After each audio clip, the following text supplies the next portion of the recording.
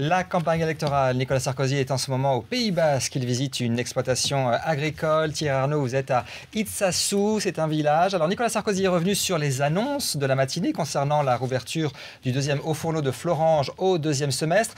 On disait qu'ArcelorMittal conditionnait cela à la reprise économique. Nicolas Sarkozy dit qu'il n'y a pas de conditions. Il le dit clairement, effectivement, cette condition selon lui n'existe pas. C'est même le premier sujet qu'il a abordé ici dans son arrivée au Pays Basque. Je vous propose de l'écouter tout de suite. Je connais le communiqué, les 17 millions d'euros sont versés absolument sans condition. Absolument sans condition. Et si vous pouvez me montrer le communiqué dont vous faites état, je serais heureux de le voir, parce que le communiqué que j'ai vu ne dit pas ça.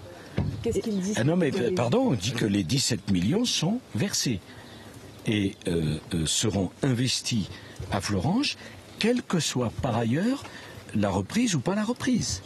Et le communiqué qui est sorti ce matin est très clair. Les 17 millions d'euros seront investis à Florange sans aucune condition.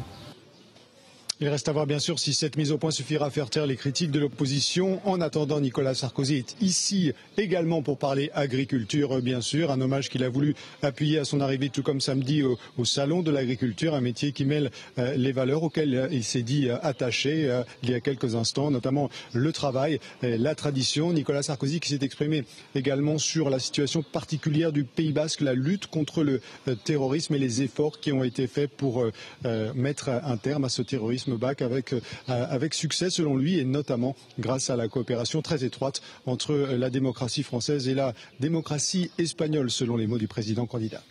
Thierry Arnaud avec Guillaume Bernard et Bernard Horry.